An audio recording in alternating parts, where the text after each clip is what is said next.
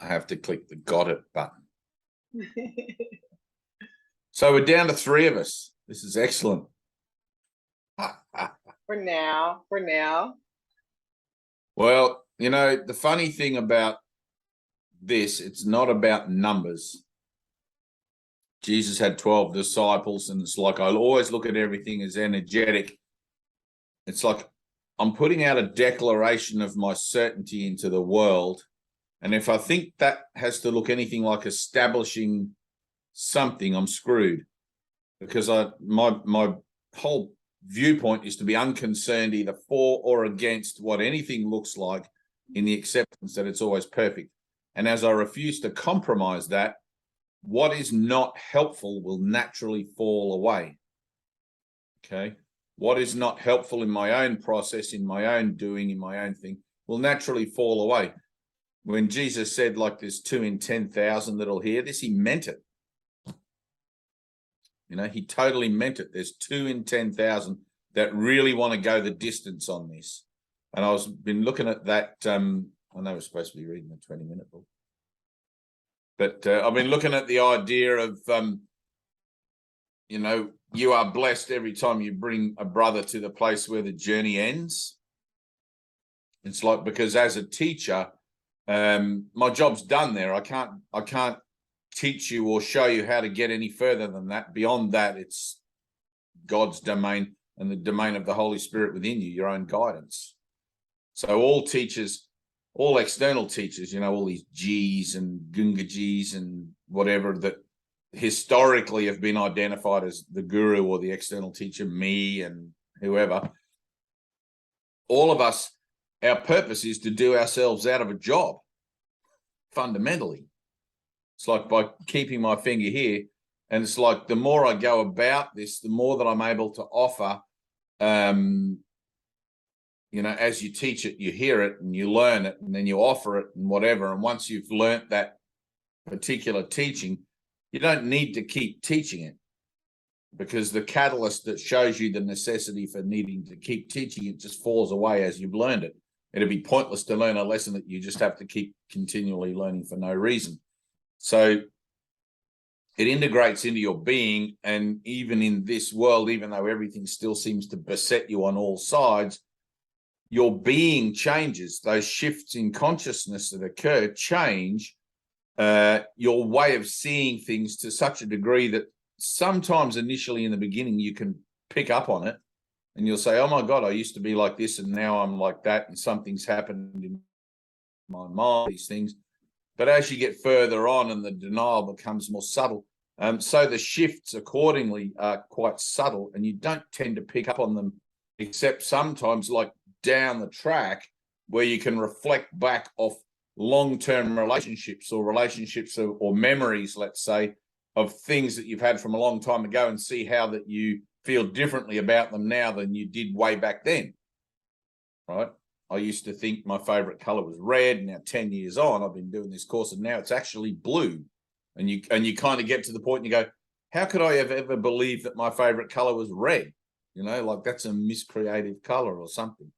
Just an example. But those shifts become so subtle, you don't even notice them, and you don't necessarily need to notice them, because by the time you get to a certain point where you're over the event horizon of having to put conscious effort into your transformation, it's too late.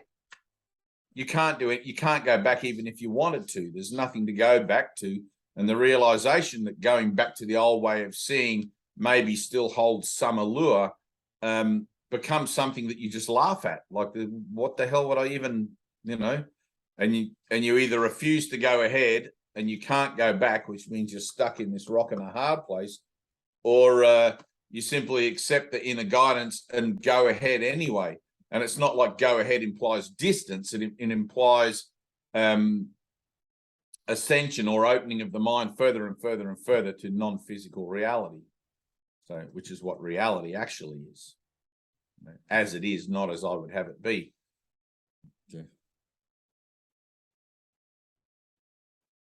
I can't get my nose into this cup. It has a very small It's terrible. Like, you know, the parable of you wash the outside of the cup, but you don't wash the inside. I can't wash the inside. Look, I can't even get my fingers in there with a cloth. I'm going to need a miracle. It's going to take a miracle to wash the inside of my new cup. But I like the idea I wanted to do today of to bring you guys to the end of the road, which is always the determination to be still and know that I'm God. It's always that place where you enter into that moment of nothingness. And we were talking about Tina doing a light session and a exercise on listening. Right. So with that in mind, you have to understand why it is you're listening and what you're listening for. Otherwise, the chit chat that goes on in here will give you all sorts of things that will tell you what you're listening for. And some of them will be wrapped in very spiritual sort of veneer, you know, and you'll think I'm listening for a specific voice, or I'm listening for something I can identify as God, or whatever. And it may or may not come out that way, but more often than not, your listening is for a sense of things, a feeling, right? And when you're listening, I was listening to Alan Watts this morning at about 6 a.m. and he did a beautiful teaching on listening. And he was saying, when you're listening to my voice, you're listening to it in your mind. I'm not out here talking to you. And as you close your eyes and listen without trying to judge what's being said, you come to realize that the inner world and the outer world are the same, right? That what you think I'm saying out here is nothing more than thoughts in your mind telling you what you think it is that I'm saying, okay? Now, in our mind training, we're learning, of course, not to listen to that voice that tells us what we think it is, and we're learning to listen to it as it is, okay? So in listening, when we do our silent listening and our inner listening, if we were to use those last lessons of the course, the last 5, where we say God is and then we cease to speak, okay? Now, in my mind, let's say when I first started doing those lessons, I would say God is, and then we cease to speak, and I'd repeat to myself, and now I cease to speak, right? And I would give myself this little inner narration about being quiet rather than actually being quiet, you know? And I kept bouncing off that inner narration and actual quietness. So, and then I'd have a little thought would pop in, yep, this is pretty quiet, which would disturb the silence again, you know, and, you know, you go through that. You just go through that period, right? And so what happens is, as you practice more and more and more not listening to that voice, you actually kind of push it to the side a little, and you can feel it trying to creep back in, but you can also feel the void, the emptiness, or the depth of the silence ahead of you, let's say. I don't know how to really describe this because we're talking about something that occurs in consciousness, not in shapes and forms and things like that. So what happens is you feel the yearning of wanting to say something with that internal dialogue or examine something. You can feel it, like, you know, when someone's telling you something and you want to say your thing, it's like it's the same thing in here, right? So I'm trying to be quiet, but I still want to say something about being quiet. You can feel that urgency or that whatever impressing upon you, and you're training yourself, no, I'm not going to listen to that. I'm not going to listen to that. I'm not even going to listen to the thoughts that tell me I'm not going to listen to that. I'm just going to enter into the silence. So you enter into the silence, and at first you can't sit very silently for a while because these thoughts, they cloak themselves in spiritual garb and try to tell you what listening to the silence is or should be or how you do it and all these sorts of things, which can be very annoying. But eventually what happens is, with your mind training, persistence pays off and determination pays off, and you find that you do enter into a moment of silence, right? Now, when you enter into that moment of silence, at first, there's always the examination of it. Is this it? Is this the silence that I'm supposed to be, you know, and you're letting go. And you can feel that voice, because it can't follow you here, right? You can feel that voice fading off as you become more determined. And this is where we do our grounding lessons. You know, when I tell you guys about reading the 20-minute book, and it's like get in your body, get really grounded, really centered, really focused. Learning how to focus and be really grounded is just as important as anything else in the spiritual determination, in your spiritual efforts. All right. So in your meditation, when you go into the silence, there is a sense of determination. There is a sense of purpose. There is a sense of, but there's no words, no verbiage attached to it. It's just like, I'm doing this, and, you know, and you sort of hunker down and you do it. And when you slip into that silent place, you can feel a kind of a draw, like it's as if it's pulling you. And I don't know, this is the bit I don't know how to talk about. It's like a magnetic force. Like, you know, when if you ever stepped on ice, like on an icy ground, and you can feel your feet starting to slip out from under you, and you want to try and get your balance again. That's what happens in this place in your mind, right? So there's this kind of, whoa, like as if you're going to lose your mind and go crazy and be sucked into this slippery kind of, you know, and you're gone. But that's what we're learning not to be afraid of. Okay. So in our listening, what I'm offering you is to be still and let that actually happen. Right? It's going to take you into a moment of terror, as if your foot's going on the ice and you are going to slip, and it's going to hurt your tailbone and your hands, and you're going to go down hard, right? But all that happens is you'll slip into a moment of perfect stillness, and you'll be actually out the other side before you go in, and you'll experience direct light, right? Some of you guys are experiencing that already. I've had a few of you tell me over the last, whatever we've been doing these things, oh, I saw some light and I went in. What's her name? Anyway, just the other week was talking about it.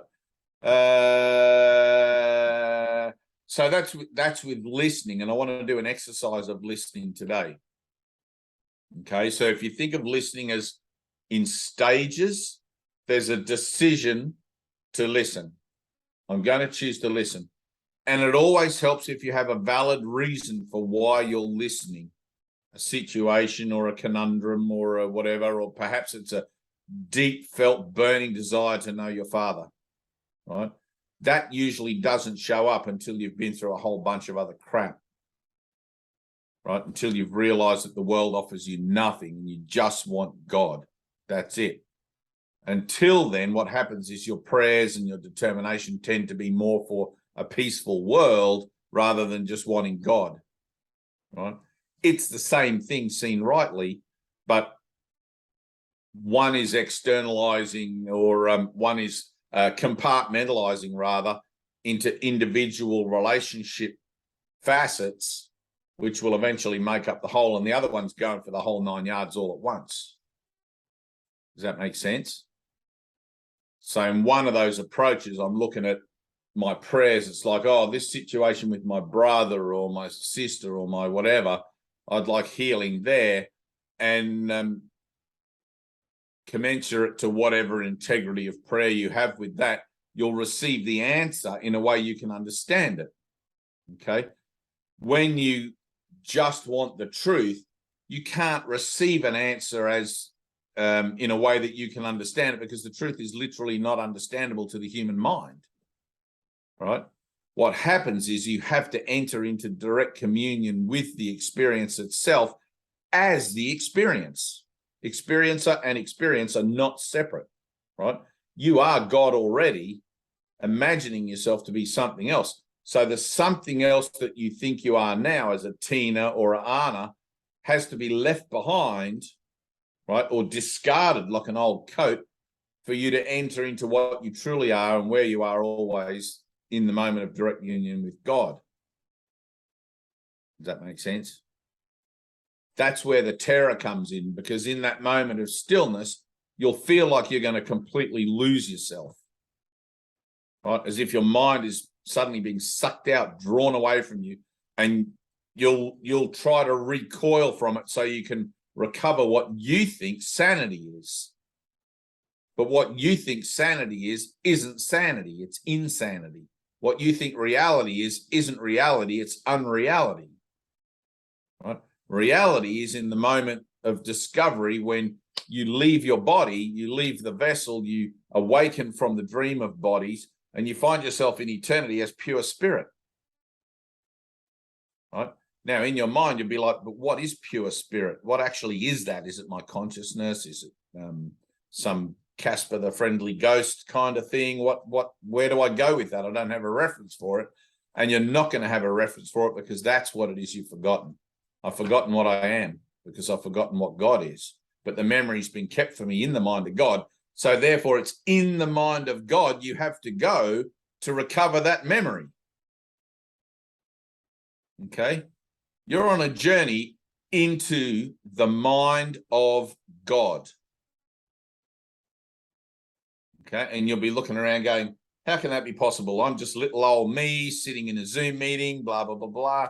And all of these sorts of frameworks for defense against it will show up, right? And the closer you get to that moment of experience, the more defense you're going to find, right? Which in our activity is actually helpful. We want to find our defenses so we can heal our mind of them, right?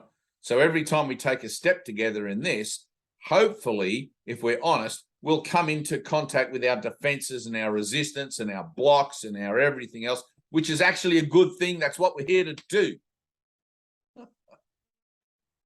That makes sense, Anna? Right? We're here to find our shit. We're here to experience the crap, right? Because to us, that's useful. To normal human beings, it's a pain in the ass, right? Because they've forgotten that that's what they actually signed up for at the bloody travel agent. I signed up for a pain in the ass journey to nowhere, doing nothing, and I want to defend myself about the whole thing all the way through, right? That's not useful unless death is your goal. But we've chosen that eternal life is what we are. It's not that it can actually really be a goal, because our goal in the course is peace, which will lead us to the memory of what we are. Okay? You can't set a goal to be something that you actually already are, and you can't find something that's not actually lost, but you can remember that it's not lost. Right? In the moment you remember it's not lost, you'll remember where it is, and your mind will automatically want to go there. And your whole thing is to allow it to do that. Right? Your part is not to interfere. Your part is to get out of the way and just let it happen. Right?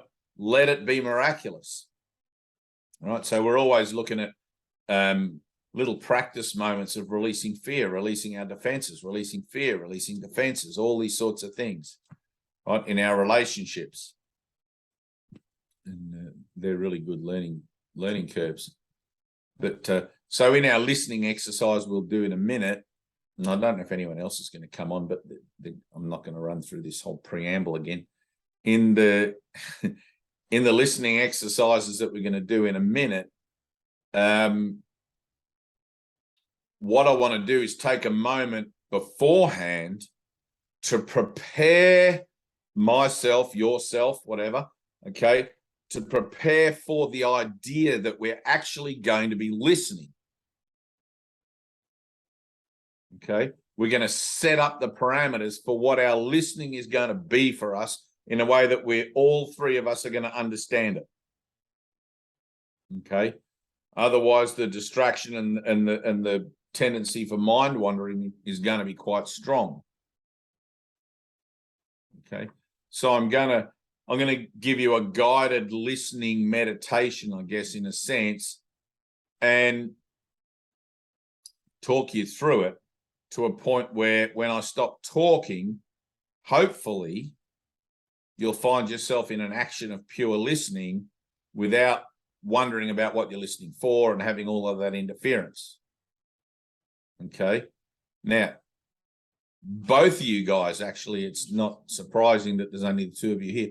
Both of you guys are actually at the same kind of thing in this together, having different situations, but your intensity and your vibration are both pretty much exactly on par. And there's a shift in this that can occur because all shifts come through inner listening. Because when you're inner listening and you're inner hearing, the only reason that you're inner hearing is because there's a greater shift, a greater adding of the light for you that is waiting for you to embrace it, waiting for you to occur in you. Right? We're not here to stay on step number one. It's like Jacob's ladder. We've got to keep climbing that ladder to get to the place where, when I tell you that we're going to the place where the dream ends and where the dream actually ends, come together. Okay. It's like that, the restaurant at the end of, have you seen Hitchhiker's Guide to the Galaxy yet? You still haven't seen it. You're such a lazy bones.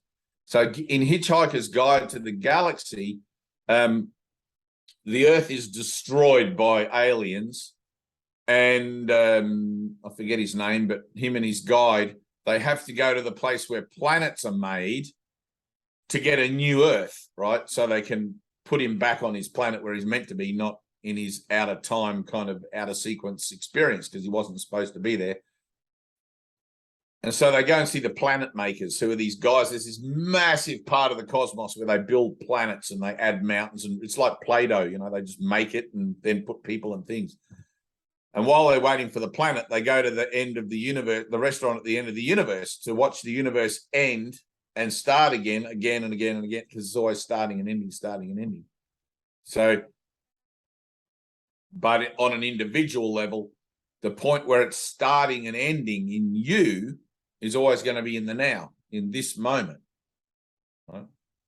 Which, how do I say this?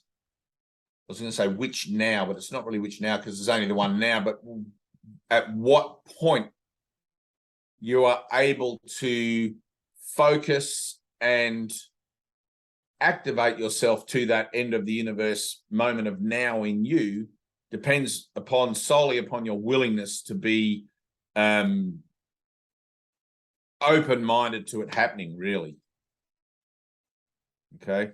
So it's like nobody I know willingly wakes up in the morning and says, cool, I'm going to die to my ego today.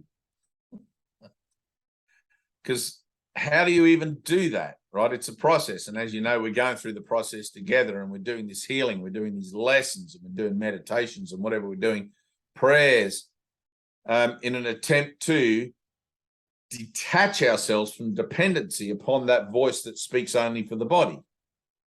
All right.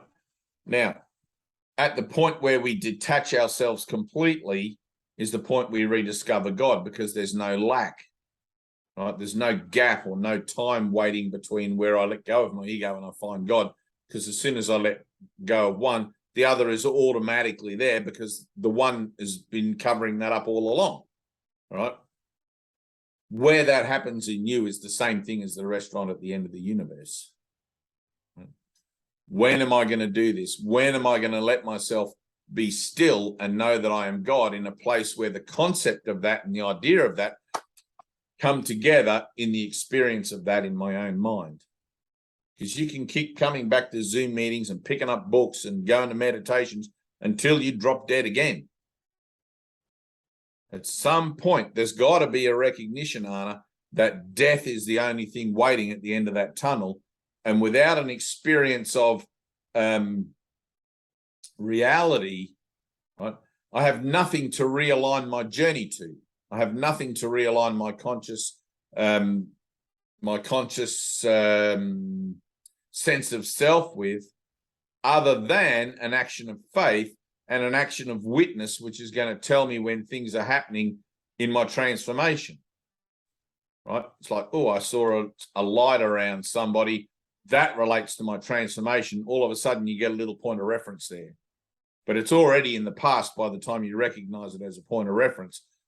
And you have to let it go to go on to the next step. Right? You've got to let go of that one to go on to the next run. So we're letting go of everything from our past, including our best spiritual experiences, without any expectation of what putting our foot on the next step ought to look like.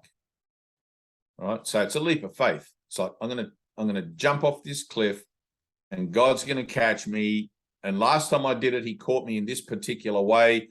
and everything worked out fine. But this time I don't want to use that old way, you know, because if I'm counting on something that happened in the past to try and tell me what's going to happen now, then I'm going to not have my mind open enough to the now to appreciate it as it is, because I can only appreciate it as it is as a whole. If I'm holding on to something from the past, I'm not letting it be whole. Get it? So mind training as such isn't about becoming a master of mind training.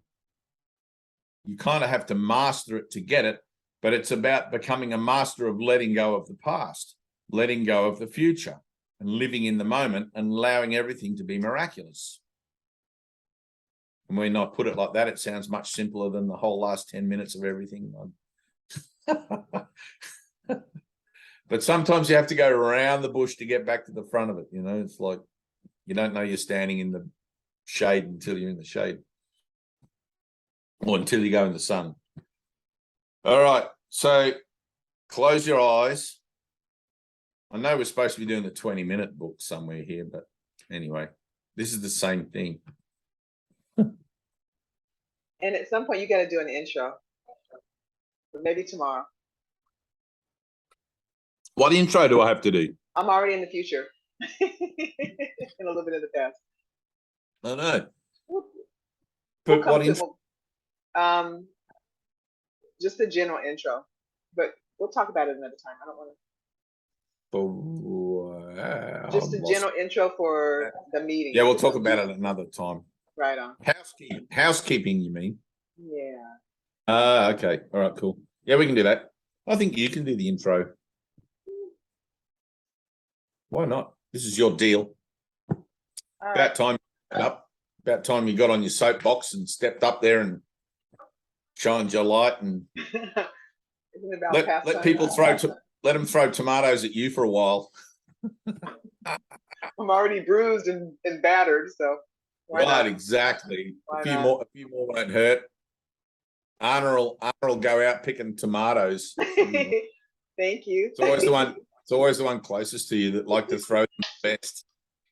So I've experienced. I know. Well, it's fun. You get to throw tomatoes at your brothers. Oh my God. Let me be the devil's advocate for a minute. I thought you loved me.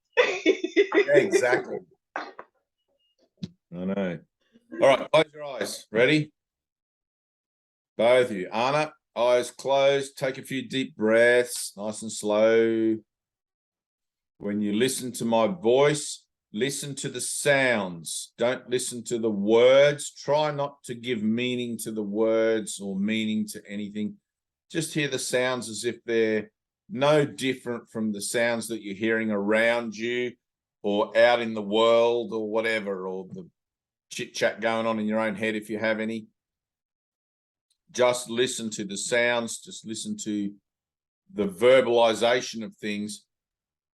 And you'll start to realize, hopefully, you'll start to feel that what you're hearing isn't out there. It's in your mind. It's in your consciousness. You're hearing it in your consciousness. Okay? I'm not outside of you. I'm an idea that you're projecting outside of you, so you can find it easier in this stage to hear what it is you're about. But now what it is we're about is catching up to what we're actually about, and we're doing it and we're putting it into practice where we're listening to what seems to be going on outside as an idea of actually happening in our own mind. Okay. Now, I want you to try and step back in your own mind. Step back from where it is you're processing the words, the sounds and everything, and just try to be in observance. Try to be in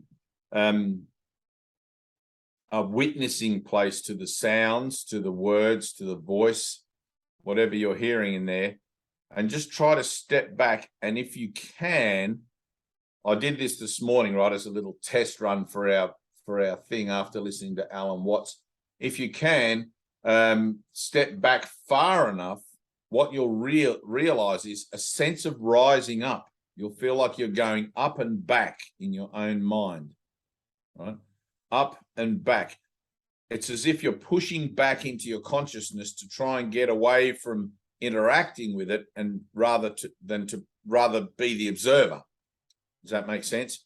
So it's kind of like push back, go back, step back from the interaction with the sounds and the words, and just try to be the observer of it, and just keep letting yourself go back further away from the sounds and the words as you're attempting to understand them, and just let them be the mumble and the blah, blah, blah, whatever noises.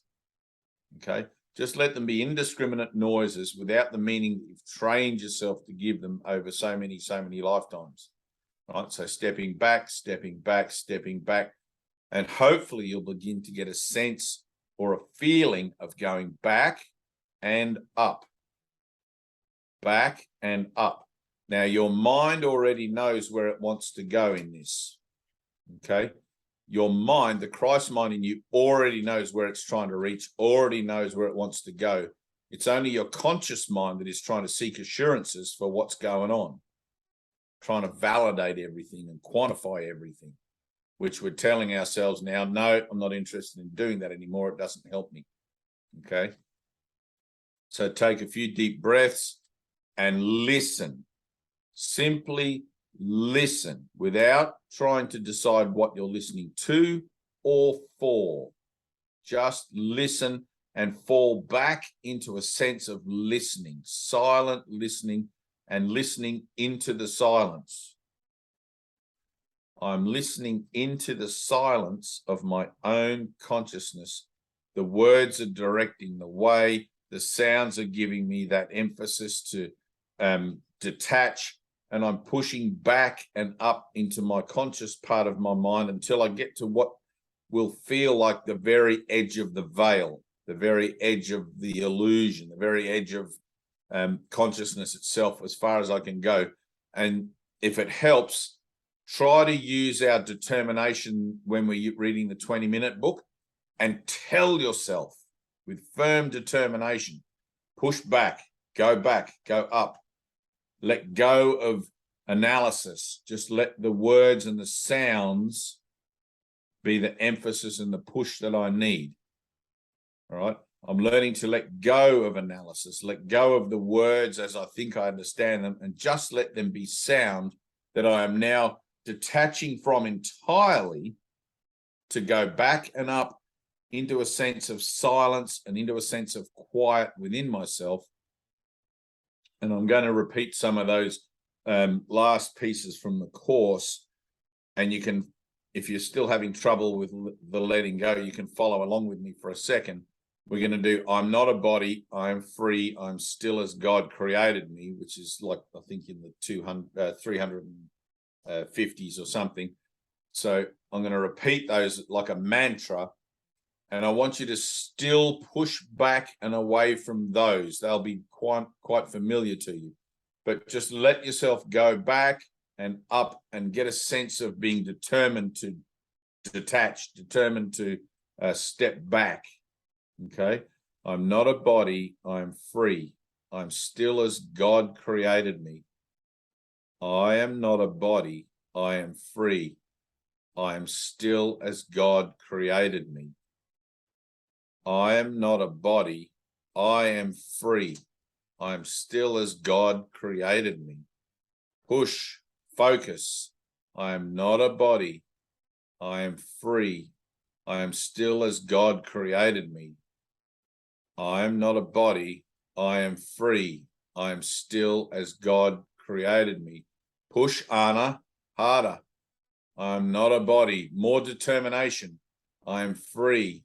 I am still as God created me. If you're doing this right, you should get that sense of going back and going up, and you should also lose all sense of yourself as the body. All right, breathe and let go, continuing to let go of associating with the sounds. Just let the sounds be things that you are now detaching from and stepping back from in their entirety, as nothing more than sounds and ideas and things in your own mind. I'm stepping back from that. Push. Here I am, Lord, and you go back. back into listening. I'm not a body, I'm free, for I'm still as God created me. Listen, I'm not a body, I am free, for I am still as God created me. I am not a body, I am free, for I am still as God created me. I am not a body, I am free, for I am still as God created me. Listen, I am not a body, I am free, for I am still as God created me. Push, I am not a body, I am free, for I am still as God created me. God is. God is. God is. Yes, God is. Enter into his presence. God is. God is. Don't listen to my voice. Listen to the sounds. God is. And push back from it. Back into the silence. Deeper into listening. God is. God is. God is. Focus. God is. Back and up. Push back into the mind. Back into the mind. Who is it that is doing this exercise?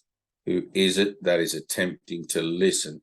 Go back into that part of the mind where you are, where you feel yourself to be.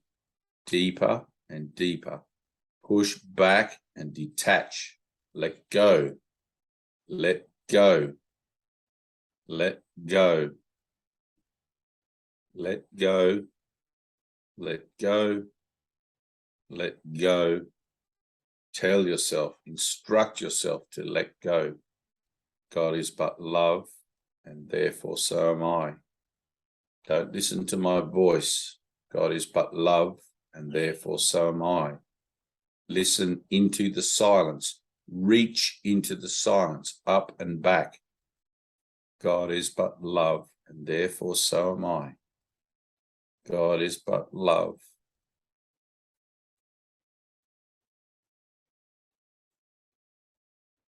And therefore so am I. God is.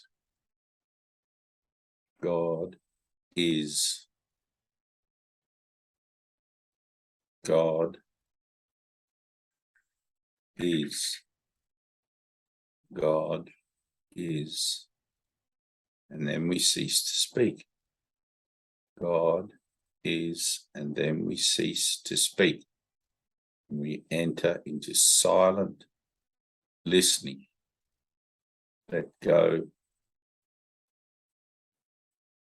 Let go.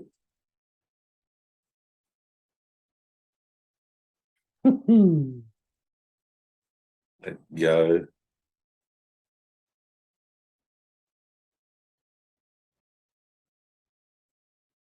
Yes. Focus, Anna. Focus. Push. Push. Push. You have to feel this. Feel yourself going back. Feel yourself going up. And breathe. Let go. Let go. Let go. And try to stay in that place now where you are just listening. Just listening to the inner nothing, the inner silence. Try to focus there. If disturbing thoughts or other thoughts come in, dismiss them and go back to this place. We say God is, and then we cease to speak. God is.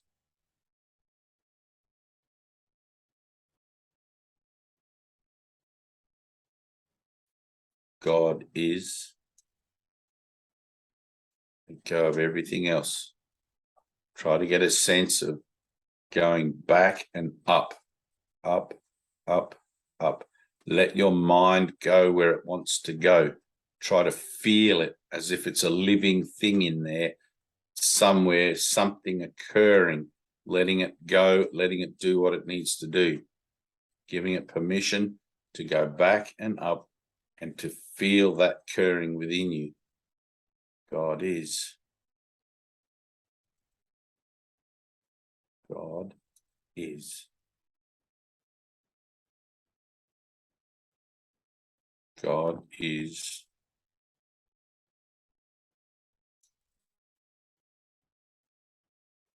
Good.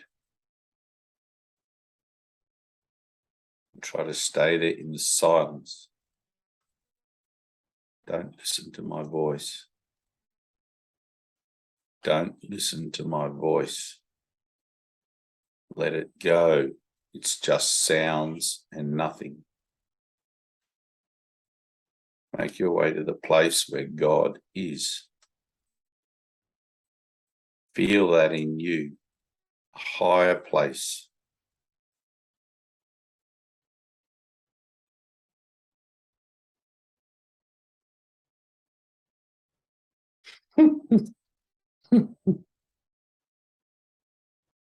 Good. If interfering thoughts come in, just dismiss them and bring your mind back. God is. Then enter into the silence again.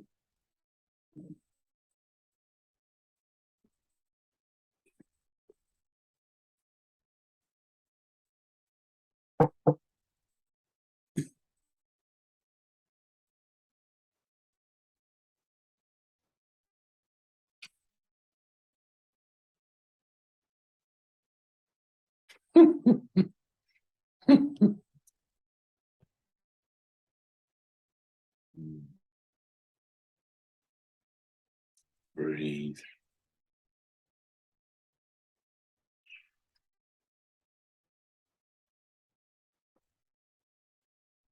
All right, cool. That'll do. Just a few minutes of it is enough. If you feel ready, you can open your eyes.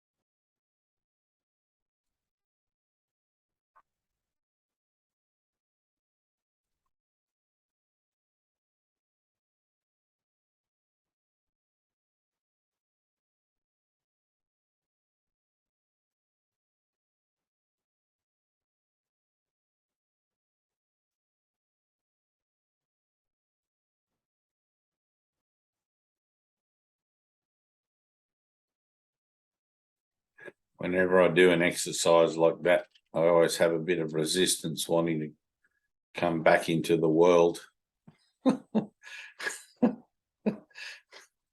and play ball again. You get to a point where you just learn to really love being in the silence And the quiet kind of engulfs you. There's a sense of serenity there, and a sense of warmth, and a sense of care, and all of these sorts of things tend to fall into that place of silent listening where there's no need to be thinking about anything else. There's nothing else going on other than that action of listening. And in actuality, there is nothing going on other than that action of listening. The Son is listening to the Father's voice, and the Father is speaking. The Son is listening. And as you push further and further into the veil, it's almost as if it becomes so thin you can hear and sometimes see shapes and things in your consciousness moving beyond it. And of course, as soon as you examine it, it stops. But there are those moments where you just have a little insight into stuff.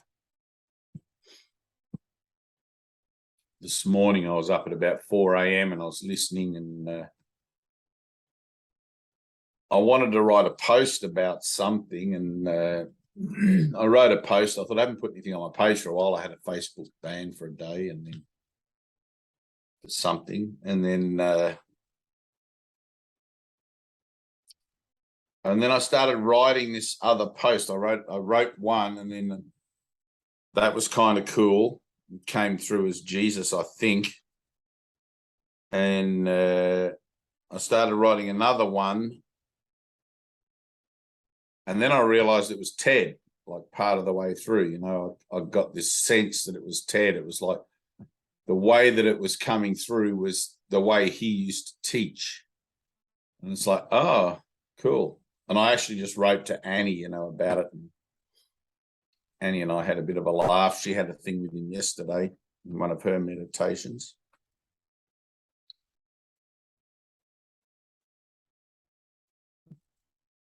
But sometimes what you hear and you're listening, if you have a reason for listening, if you have something that's bothering you or a situation you can't resolve, you quite often get very good guidance in listening. Well, you always get very good guidance if you ask very specifically, what am I to do in this situation? Who do I see? What do I say? All of these sorts of things. And you'll get guidance that not only you can understand, that is also perfectly clear in the way that you understand it. So sometimes, though, it can seem completely out of context, as if it's like just gibberish or static, or somebody's just mumbling and things like that. But there's always something in it. The hard part about listening is you've always got that corruption going on, where what you think you hear and what you actually hear are quite often two different things. And a lot of the time, if I do get inner guidance, I'll usually sit with it for a few days and just see if there's any clarity around it. It seems to be, I don't know about you guys, like when I look at the idea of Helen, and she dictated the course for all those years, and the writing wouldn't stop, like she just kept hearing Jesus' voice. How the hell that occurred in her, I don't know, because when I hear stuff, it tends to be either just a few words, or I tend to get channeled writing, you know, where you start writing something, and it's almost as if somebody else slips in there into your mind and finishes the writing off for you. Like the Holy Spirit's like, I get where you're wanting to go with this, and gives you the prompts and gives you and sometimes I'll get things that say, no, that's not the right word to use there, and whatever, and it'll be a voice that I recognize. Like usually it's Ted lately, but like when I signed off on the one this morning, I put TP Jr., Ted Poppy Jr., and he always used to sign his stuff THP, Theodore Hector Poppy Jr., and I was going to put the H, and he said, I don't use the H anymore, don't put it in. That's what I heard him say. It was clear as day. And I'm like, all right, I won't put the H in. And I almost wanted to add a little thing, because I knew I had to tag Annie, and I wanted to add a little thing in brackets saying Ted asked me not to use the H. And I understand partly why, but then he told me you don't even need to do that, so, and that was kind of cool because Ted was known as Hector in his teaching days, and the Hector entity, the Hector identity stirred up a lot of ire and controversy in his time on earth, which Jesus says teachers are not to become controversial, but sometimes you just can't avoid it. It just, people take you the wrong way and you find yourself talking about transgender or Roe versus Wade. And the next thing you know, you're controversial. It's like, how does that happen? One post and, you go from being someone who's reasonably saintly to a controversial fool, or a, like the holy men in India, the laughing maniacs. They're no good for anything but laughing. So anyway, but you hear these things, and in a listening like that, Anna, did you have any success? No, I didn't think so. So you need to go deeper into your determination. Okay. The place where you're not feeling, right? It's like it's a feel of things, is you're still too much in your head trying to work it out. Okay.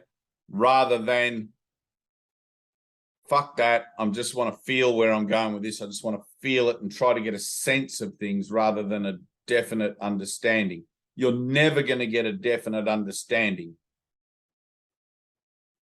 It's like when you hear an echo in the bush, right, or in the forest or something, and you hear an echo from somewhere, and your mind wants to work out where it came from. Did it come from this direction, or did it come from that direction? Did it come from this direction? Did it come from that direction? That's what you're doing, okay? In your mind, you're trying to work it out, right? Whereas when you hear the echo in the bush, you should simply be, oh, I heard an echo, and stop there. And let yourself be guided by a feeling of where it came from rather than trying to work it out. Does that make sense? Okay. Now, that's a whole action of mind. That's a letting go of that conceptualization of things. And it's like Vivian with her, how she's a legal secretary or whatever it is she does with her legal. It's all in her head, right? The whole thing is in her head. And so in her thing, I wanted to drop more into her heart space where she feels things and just lets things affect her through feeling and getting a sense of it rather than trying to work it out up here, because up here is always going to give you 1,000 different options to choose from, but the heart always speaks truly. Okay. The heart cannot not speak truly, because that feeling, you can only have one sense of things within yourself at a time. You're either going to feel fearful or you're going to feel loving. You're going to feel certain or you're going to feel uncertain. Okay. When you feel uncertain, you're going to pop back up here into your mind and go, why am I feeling uncertain? You're going to want to analyze that uncertainty. When you're feeling certainty, you just know it. There's nothing to analyze. There's nothing. It's like 2 and 2 equals 4. Of course. I don't even have to think about it. There's no uncertainty. I don't have to go up here and examine 2 plus 2. I don't have to go back and re-examine my education. I just know 2 and 2 is 4. Don't even get into my mind about it. Okay. But when we do this, because it's all new territory, all new ground, what happens is you're starting to feel thing in your heart space, but you're looking for verification of it up here. What am I feeling here? What's this feeling? Am I feeling something? Yeah. Am I feeling anything? Maybe I'm feeling nothing. But the nothing that you think you're feeling is still something. You're feeling nothing. Okay? That's still a good thing. It's only your ego trying to work out what you think feeling should look like. Right? I'm telling myself I'm feeling nothing, or I'm not getting this, or whatever it is. It's like, well, you are, but you're allowing the feedback of that to be to come from a very undependable source, right? And the decision to flip from your heart to your mind happens in the blink of an eye. Like it's just, you'll have 1,000 references. It's like when you're driving your car, You can drive it and your mind makes 50 judgments every second about don't hit that lamppost, watch out for those people. You don't even have to think about it. It just does it automatically. All right. That's what you've trained your mind to do, is to automatically look for justification and verification amongst the thoughts that actually don't mean anything. Right. We're learning to reach out with our feelings, and we're learning to drop into our feelings. I don't really know how to talk about that part of it, but it's like, when you go out in nature and you see a big waterfall or you see something, and it's like, wow, this feels amazing. You can feel, you've got to put the word amazing to it to qualify it, but you feel good, right? You feel it. You feel it. You don't sit there and go, is this amazing? Have I been in a more amazing environment than this? This is pretty amazing. And look for references about what amazing is. You don't do that. You're just like, you're amazed. It's just like, wow, right? That's the same with this. So heart and mind makes the decision to listen, right? And become still. So you can drop back into feeling something that is going on within you all the time, right? You feel the call to awaken, just as in the same way that you feel uneasy, right? When your ego associates that call with anxiety or with physical things, right? My mind's telling me that I feel anxious, but my heart, if I let my heart speak, my heart's going to tell me there's nothing to fear, and to just simply allow this feeling to be there and to sit with it, because the heart knows that everything is just love, right? And I'm talking about it as higher order, lower reality here, but it doesn't really matter how you frame it in your own awareness, okay? So you have this part of you that wants to justify everything and put it into a box, and am I doing this right? And is this what feeling it should be? And then the other part of you that just gets on with the job, okay? You're learning at the place where you're at, you're learning just to get on with the job, okay?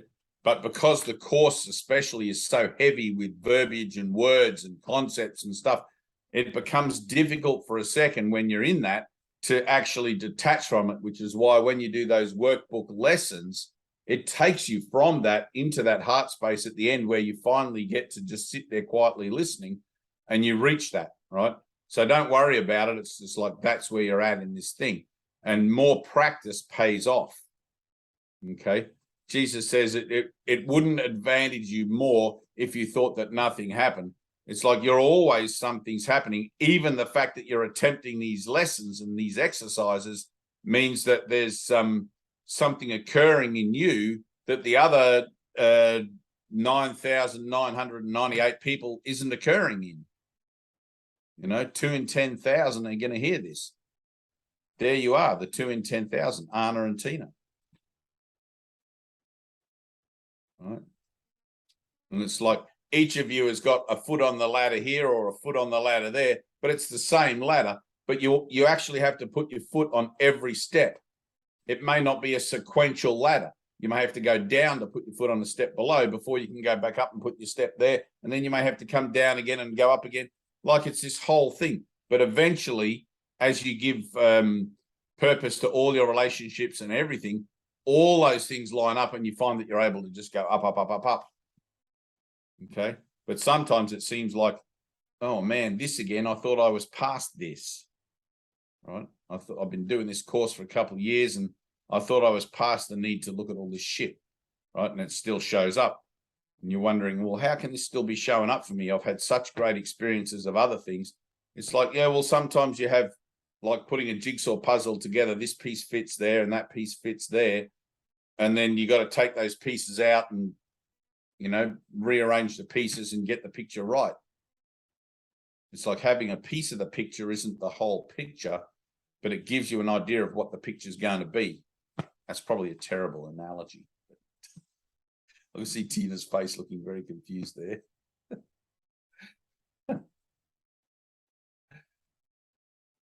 So, you guys ever have that, what's that game, Jenga, where you pull the blocks out? Right? It's a bit like Jenga. Sometimes you start pulling the block out and you're like, oh, no, I don't think I should put that. And you push it back in there. You know, and I'll take this one out first. And it seems like you got to go up and down the tower a bit until you finally, which one's going to allow you to do what, you know? So transformation's a lot like Jenga. We used to have a game called Kerplunk, where you'd have this plastic tube full of thousands of little holes, right, all through this plastic tube. You'd have all these like chopstick things, really skinny little plastic chopsticks, all different colors, and you'd thread them through. It would take you like an hour. Half of the game would be to put these chopsticks through the tube, and then you have one ball, right? One ball, and you put it on the top of all the chopsticks. They all meet in the middle like that, and the ball sits there, and you have to pull out each stick. And the one who makes the ball fall through is the loser. It's a two-person game or whatever, you know. You lose, a bit like Jenga, but, you know. And you want to pull that stick out and you think you got the skills, but nah, you got to put it back in and you got to go for an easier one down below where you know it's not going to fall, you know. So when you're reading this course, it's like, oh, yeah, I get it. But the place where you're telling yourself you get it may not yet be lining up with the skills you've got to pull that stick. Does that make sense? You know, when teenagers say, yeah, I know, I get it. Yeah, but they don't really, you know, they don't really get it. They're just going to go out and get pregnant or do whatever they do. And it's like, you know, doesn't matter how many times you tell them. Same thing. So it's a bit like that when you're doing this and you're attempting those moments of listening. I'm slipping down in my chair here. And you're attempting those moments of listening and being quiet.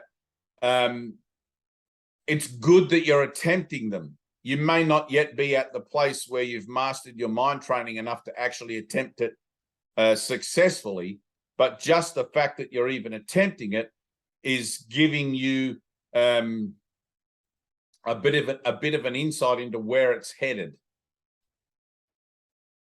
Okay, because where it's headed in the ultimate or the final place where you come to the end of the dream is to be still and know that I am God. That's it. Be still and know that I am God. That's within you. Right?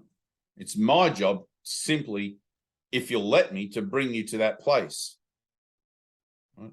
Now, that place is going to be any moment, including this moment. Right? Very simply, by when I say to you, how bad do you want to know God? How bad do you want to remember your Father who loves you unconditionally? How determined are you to draw that circle in the sand and just sit there and go through whatever's required in order to bring about the shift in consciousness that, you know, accelerates you to that experience. And you get to see how, not how willing you are, but you get to see it through the eyes of how unwilling you are. All right? That's not a bad thing. It's not a good thing. It's not a bad thing. It's just where you're at, right? It's just, oh, I see, that's where my foot's at on the ladder. I've still got a shitload more rungs to go than I thought I did. But your mind training keeps gentle pace with you, right? In your willingness to embark upon greater and greater efforts and greater experiments and leaps of faith and all these things with your own process, the more you're able to put your feet on the ladder and the stronger and more competent you feel about things, right? So it's like one of the greatest things that in that regard is to get out of your comfort zone, right?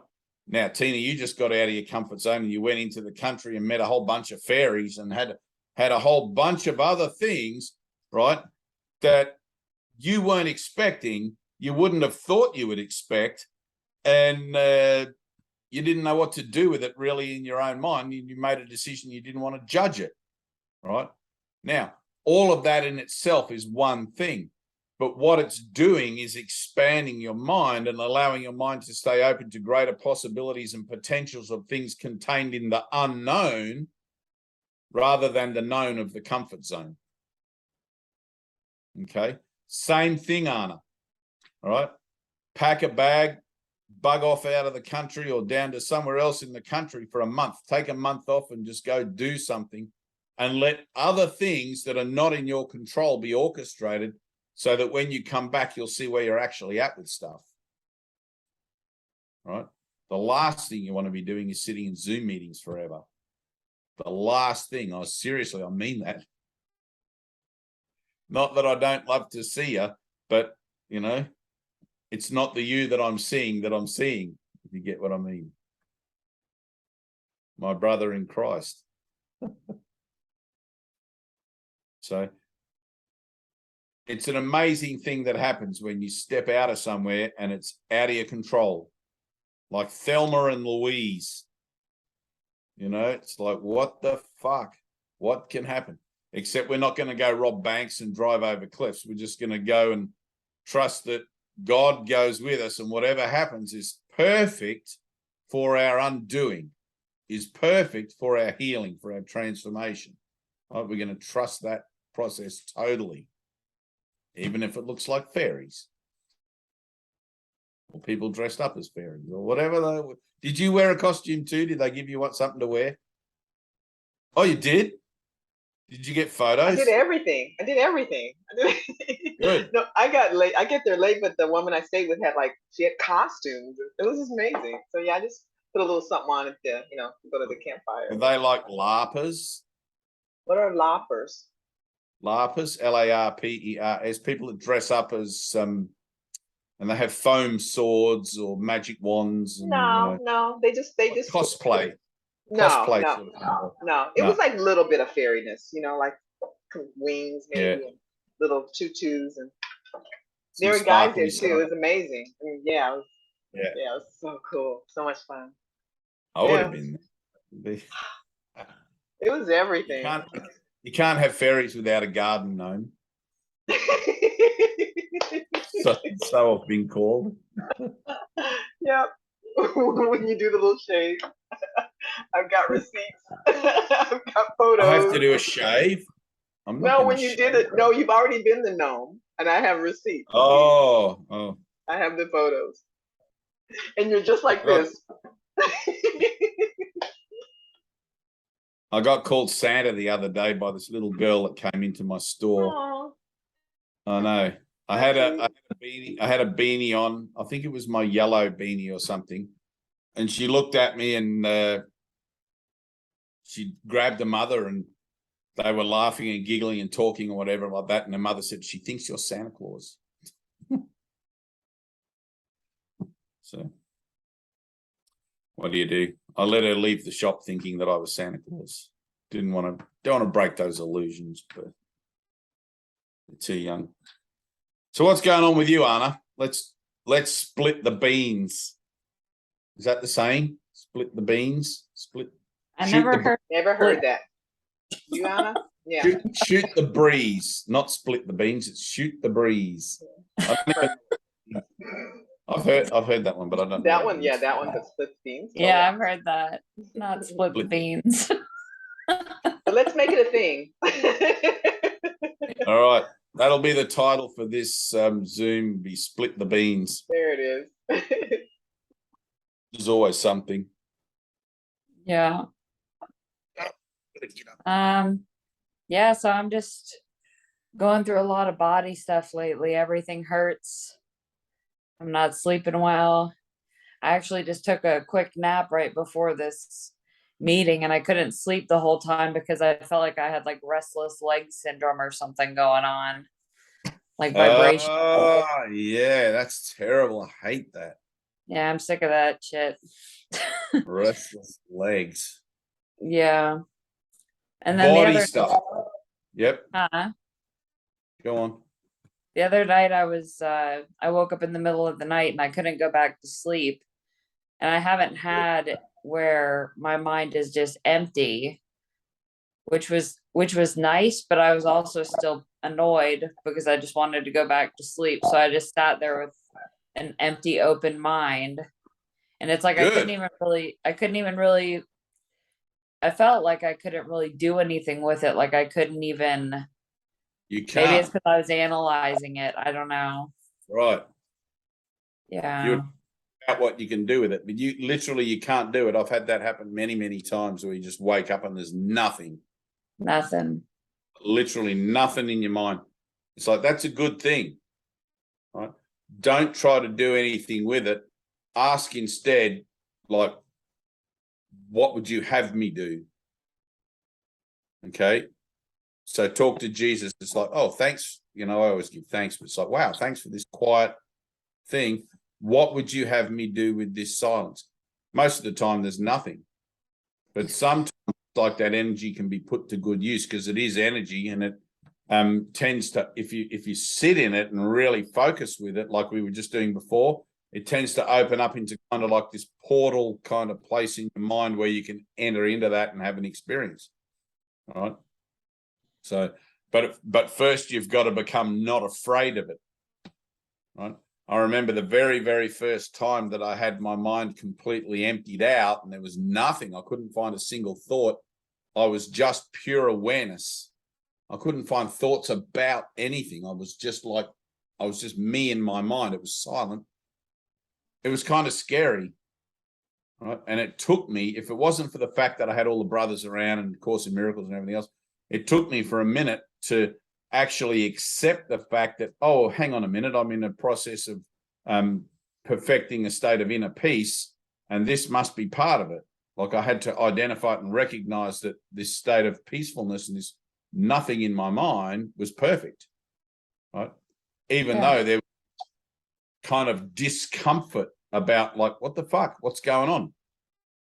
It's like, where's all my thoughts? Where's all my stuff? All my hard-earned memories and grievances and past, and it was gone. Yeah. And it was about 3 or 4 days later that it started to creep back in. And I'm like, oh, damn, I've been so peaceful for a few days. And my ego sort of like filled up the space again eventually, but at least it showed me what was possible. It showed me what was possible with the mind training.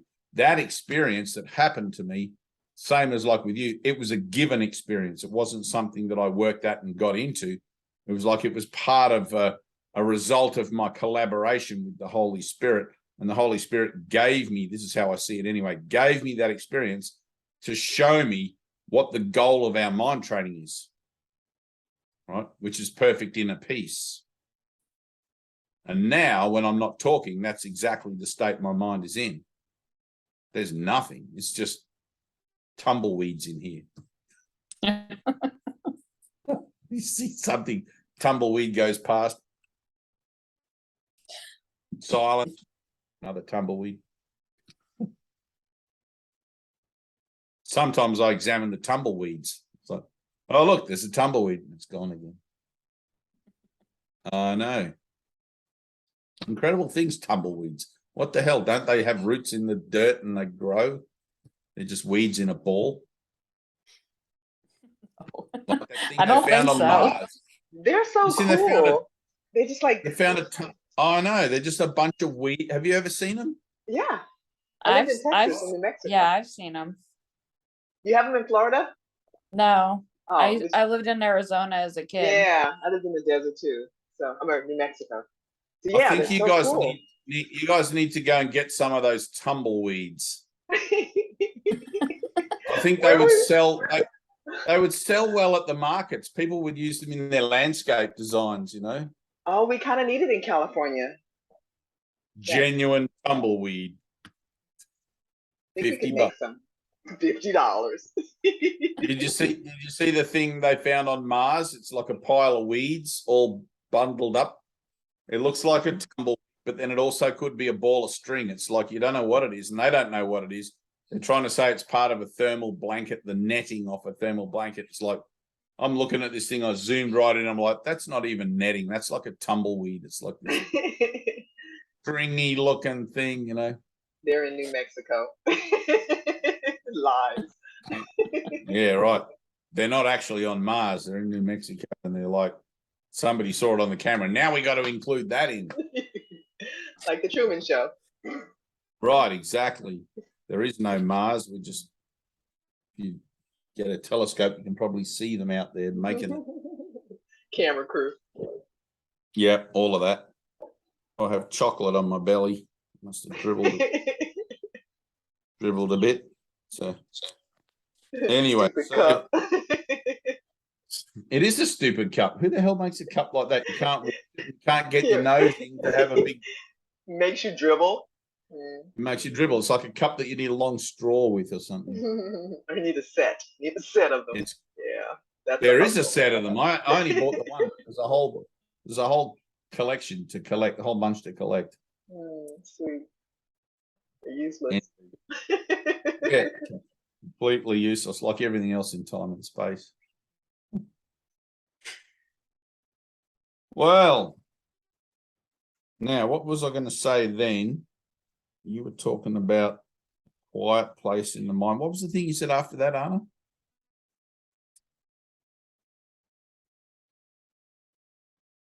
I was talking about getting out. I don't remember. I don't remember either. Anyway, that's done. Did has anyone spoken to Anthea? Did she go and catch up with Gemma? I saw her yesterday.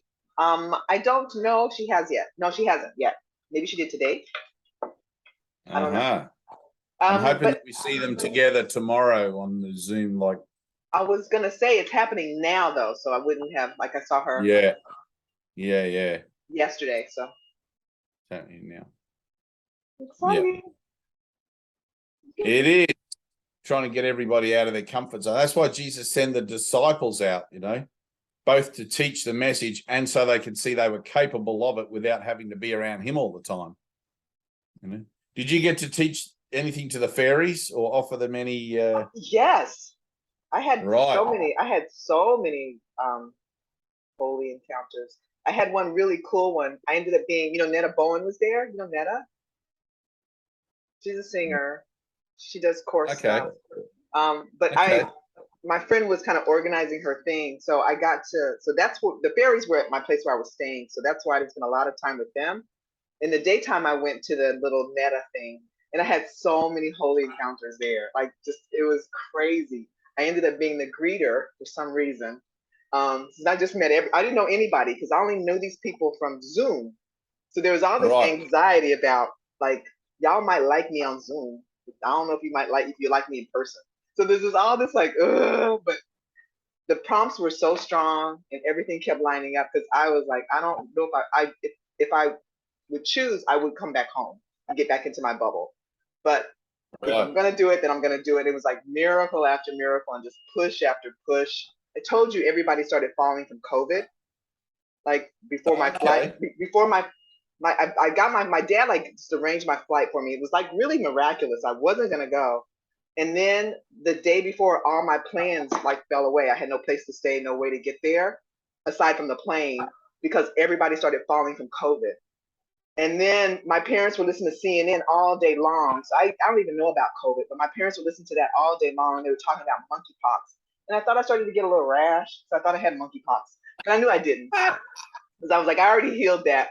But on the plane there, and again, I don't know where I'm going to go, where I'm going to stay. On the plane there, Dr. Fauci's partner was sitting right behind me.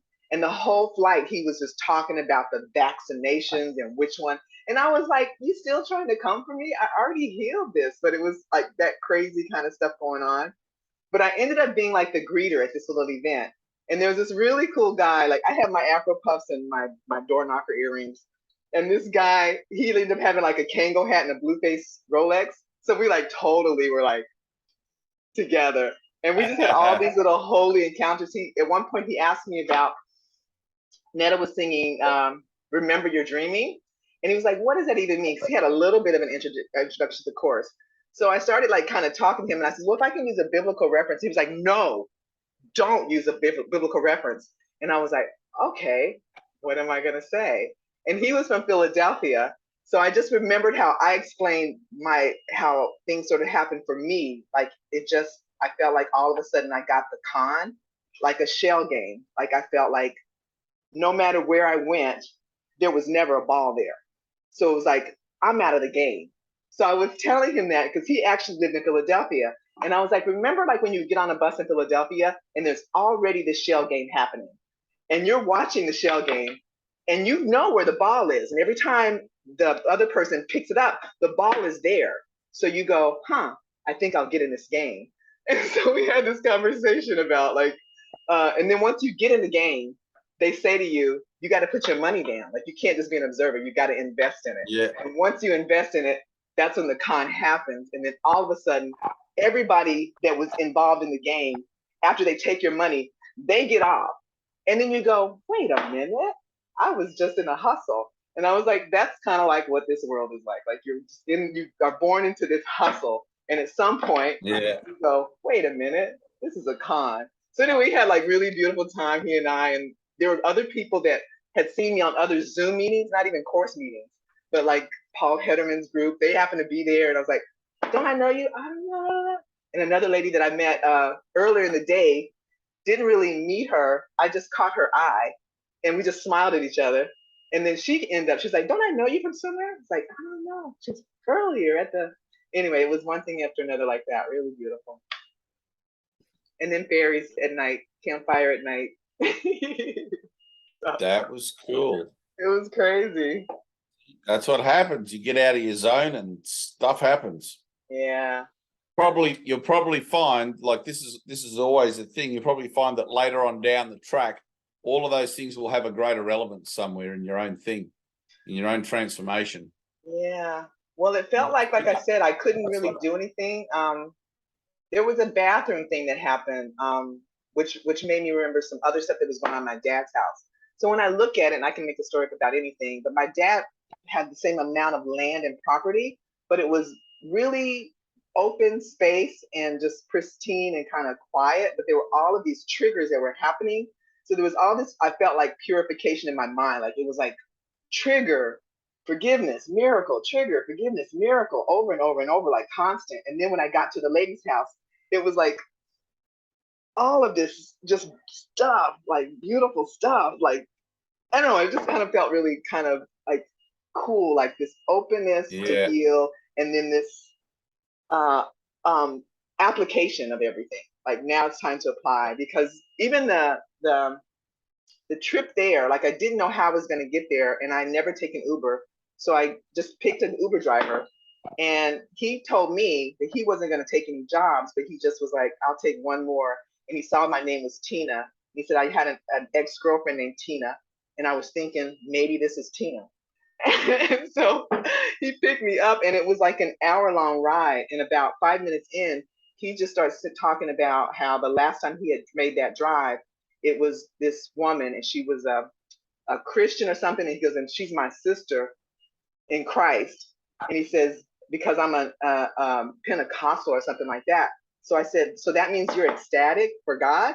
He's like, yeah. And I was like, cool, because I'm ecstatic for the truth. So the whole time there, we were just like talking about God and praising God. And at the end of the trip, we like hugged each other. He's like, I love you, sister.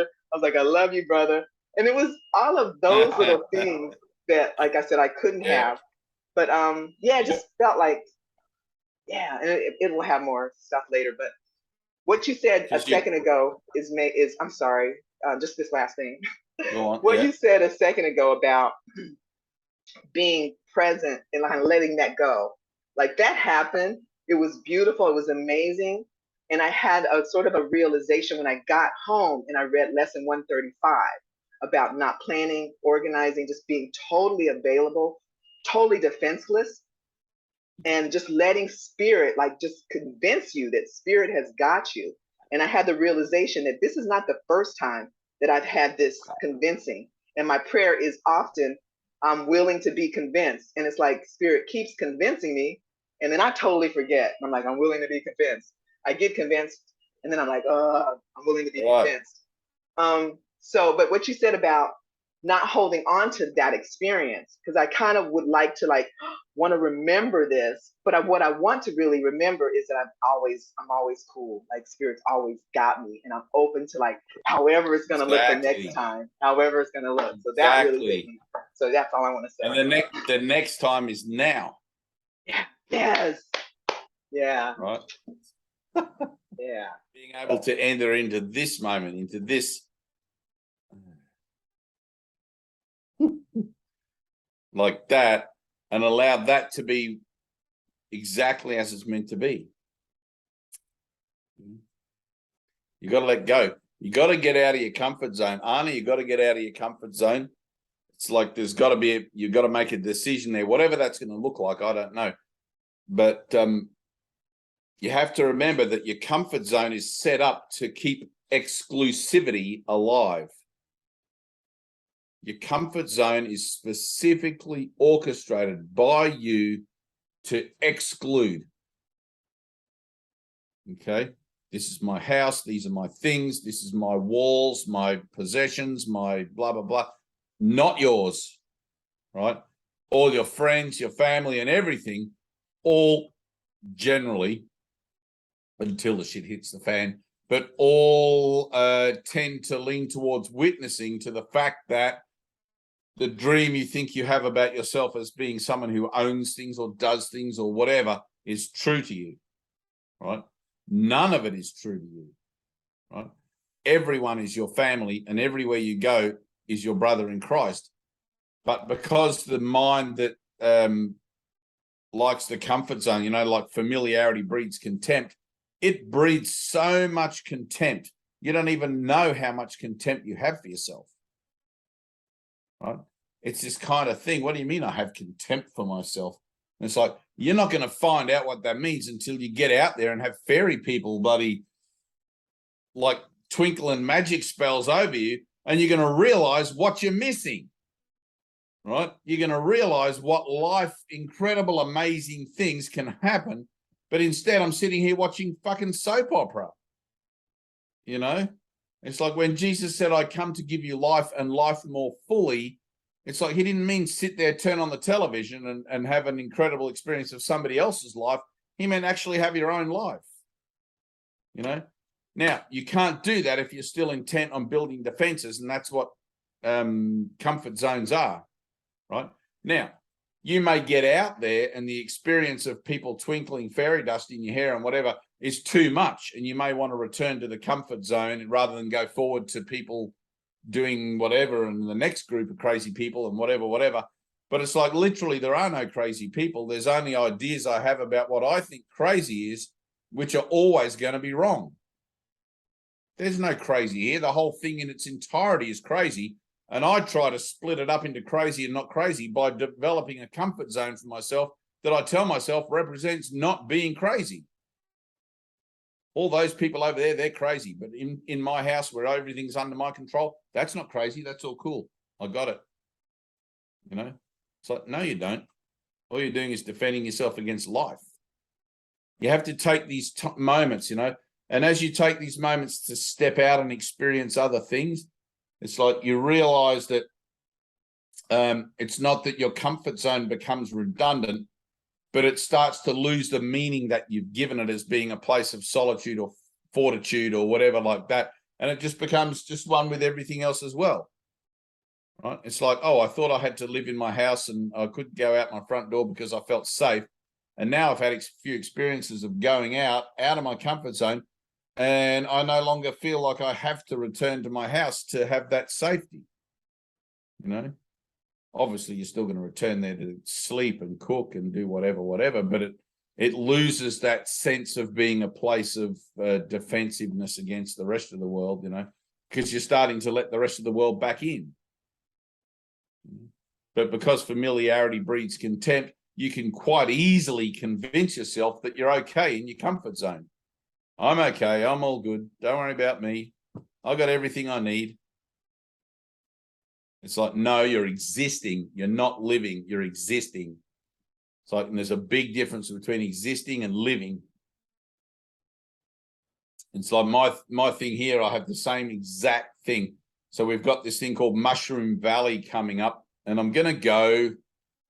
It's a thing for young people in their 20s, and everybody dances like this, and like there's fairies and whatever, and they have DJs that go all night, and I'm sure everybody takes exotic, I don't even know what they take these days, but something to make you feel like wow, which I don't need because I feel like wow all the time. But anyway, but I'm going to go, like there was an invitation to go and help set up for it, and on the day that we were going to go, my friend and I bucketed down rain, so we didn't end up going, but we're going to go and dance with the hippies and do all of that sort of thing, which used to be part of my old background anyway, but there's there's a thing in my mind that goes, oh, I'm done with that. That's from when I was younger and whatever and whatever. But I always remember my friend Stan, brother Stan, who every Saturday night we would have Vespers, right? So at the Healing Center, every Saturday I'd have Vespers, which would go till about 7:30. And it was usually a video, some popcorn, whatever. And we'd just like have fun, watch a transformational video or something. And Stan would always go up to the pub, the big pub in town, the big bar, and they would have live music there. And there'd be like a little dance area in an open beer garden sort of courtyard. It was all open, you know, and plants and everything around. And Stan would be the guy people would go to see. He'd be dancing, he'd be spirit dancing in the middle of this thing.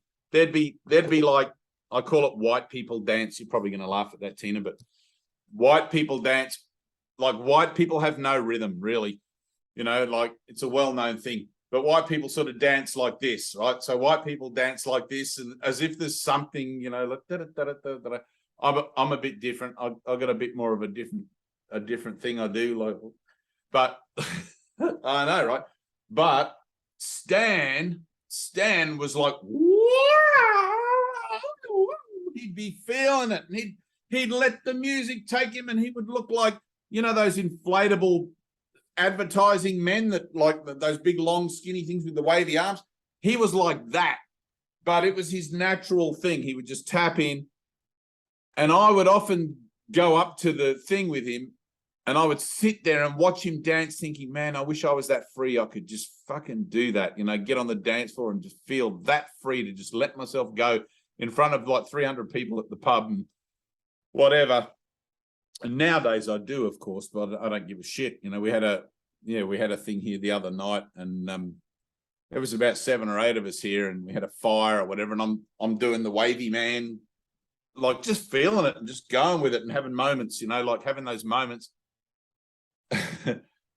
And one of my other friends, he won't dance if you put a rocket under his ass. He won't get up and dance. He's just like this, you know, and he's like watching. I haven't heard from him since, actually. He's watching me do the wavy man, which is now what it shall be known as from this point on, the wavy man thing. And yeah, I know. But you got to get out of your comfort zone. You've got to allow your buttons to be pushed. You've got to allow yourself to encounter those fearful places, right? You've got to allow the world in. You've got to say, okay, I'm going to open my door. I'm going to invite the whole universe in with all its everything and deal with it as it comes. But to do that, you got to be willing to drop the defenses, get out of the comfort zone and just say yes to stuff. So, Anna, that's going to be your assignment. Tina's just had her assignment and she fulfilled it perfectly. And Anthea, I gave her the assignment to go and spend some time with Gemma, which apparently that's happening now, and we'll see what happens. I gave her the assignment to go to the pub, right? This is a much simpler one, right? This is an exact perfect example of how a lesson comes around again. And each time it comes around, it gets a bit more intense, right? So her first, and I guarantee it will be exactly the same confrontation. The first thing that I offered her as a way of having an entering in to a new thing, right, was to just simply go to the pub by herself, go to the pub, sit at the bar and order a drink. That was it, right? And in the saying yes of just that and just doing it as it was asked, something else can happen, right? Because she's giving up the idea of doing things on her own terms. But however, in that particular example, she took a sister, I think she said, with her, and they went to the pub and nothing really happened. They had an interesting night at the pub, right? I know full well, right, in my own being, I know it without any shadow of a doubt, had she gone to the pub by herself, she would have met somebody at the bar, they would have got to drinking and became friends, and some whole other thing would have ensued after that, and a greater thing occurring because of it, right? As it was, she tried to control it, and nothing new can happen when you try to control something, right? So now we'll see what happens. I told her when the last time I spoke to her, I said, when you go and visit Gemma, you're only allowed to take the clothes that you're wearing. You're not allowed to take anything else. Everything else has to be miraculous, right? Which is how guys used to travel from Wisconsin when they would come to Australia, and vice versa, right? They would get on the plane, not all the time, but you would have guys that would come over that were like extreme disciples, and they just get on the plane with what they're wearing, and they come to Australia with no clue what they were going to wear when they got here, extra clothes, nothing, and just allow it all to be miraculous, right? So when Jesus says, just take one robe and follow me, you know, bring one robe and follow me, it's like, that's the whole thing that I've presented to Anthea now, right? Take one set of clothes, go and see Gemma and hang out with Gemma for a bit, right? I didn't tell her what a bit looks like, how long she had to be there, what she had to do, nothing like that, right? But it's just to allow for a moment of miracle mindedness so you can even begin to appreciate what that looks like in your own thing. You know? You've got to be able to start to see it, right? So same thing, Anna, right? Now, this isn't going to happen for a week or two for you. I can see that. So, but something's going to happen. So next week, I'm going to give you an assignment, and you can do it or don't do it. You can take it or don't take it, right? It'll be up to you.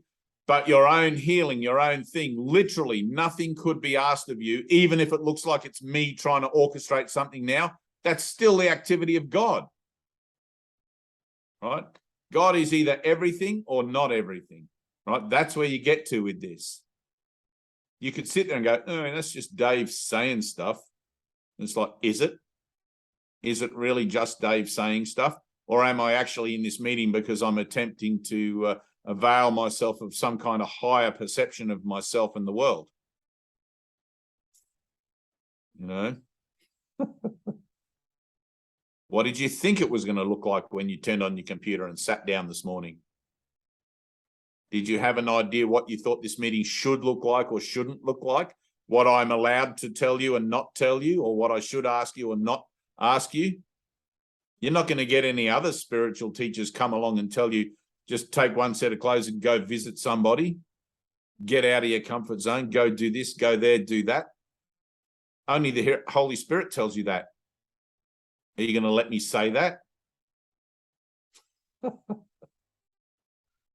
Right, the Spirit of love speaking. Yay. Anyway. All right, have we got any other business? Do we have a thing? Like last week, I literally had nothing. I told you the news, Tina. I've got a few messages back from Annie about that news, actually, which I haven't listened to yet. I started to listen and then I realized it was 11 o'clock. So I'll be interested to see if she collaborates with what I heard and what she's heard. I know. I'm interested. There's always someone that collaborates it. There's always. Wow. It's shared, you know, like healing is shared, and it's always for healing. So. Oh, I'm interested. I actually had a little something. Oh, no. Let's be quiet. Let's be quiet. Go on. Something. No, you just were saying the collaboration. I just made me think about something else a little bit miraculous that sort of happened with two things, actually. The fact that you didn't have anything to say last week really pissed me off. Really pissed me off. And that sort of prompted, like, really, like, that was one of the things that really prompted me, like, I'm done. Like, it was disproportionate. I was like, he had lots to say when I wasn't here. And I was, you know what I mean? So it was like this whole, like, that whole confrontation. But it was, I don't know if you ever heard about Muji Baba and his thing with Papaji, how it was something that Papaji said, and it was like nothing, but it was disproportionate, his anger. My anger was disproportionate, and I had nowhere to go with that because I knew that it's never outside of me. But oh my God, it really feels like if things were different, then I would be happy or whatever. But I had and I couldn't sleep for like no sleep, crying, really frustrated. And I was like, the only way I'm going to feel better is if I quit everything. All of these groups, all these people hate me anyway. All the groups, they don't appreciate me. The fairies love me. I should just go back. I need a little bit of duality with the fairies. And that's really how it's feeling. I was like, they love me, but so that was really, I'm just looking at that just now. And it was like all of these things, it just needed to happen last week for like that little bit, because it felt like a huge heart opening, but that thing needed to happen to like crack something. Anyway, I just wanted to say that. Yep. Yeah.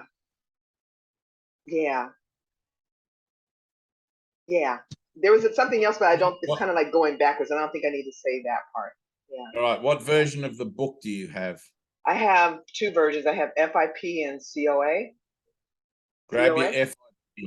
Grab your FIP.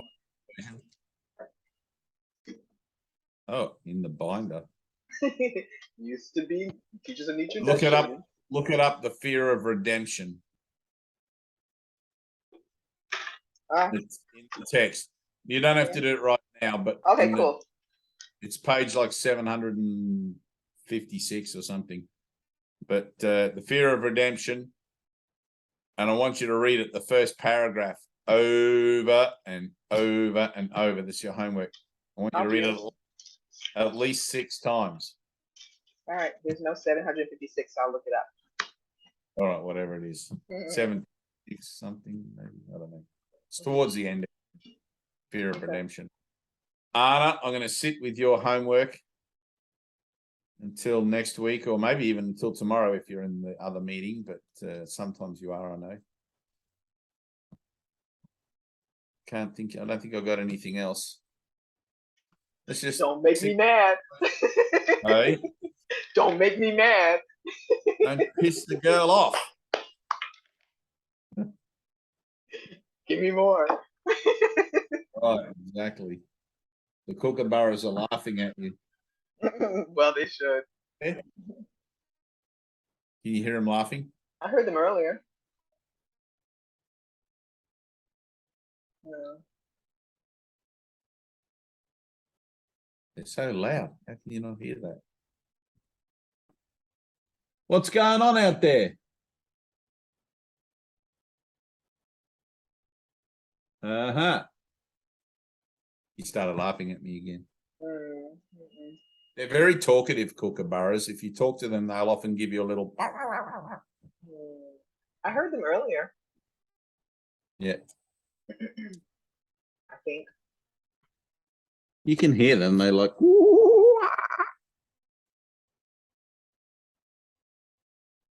They're quiet now. Yeah. Zoom does a good job of locking stuff out. I think it's kind of directional. The sound comes from the side, you know, like. All right, breathe.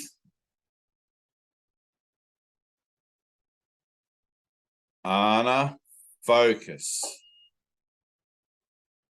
Focus like deep, push, go right into it, into a sense of feeling something.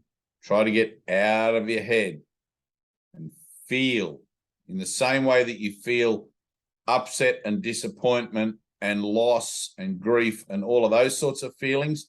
I want you to feel into something, but without defining it as anything like that. Okay? Just so you kind of know what a feeling is, right? We tend to dissociate with everything here. So I just want to feel and be open to feeling whatever comes, to be open to allowing in whatever it is that is truly being presented to me in this moment, which can only ever really be the unconditional love of God, since that's what everything is.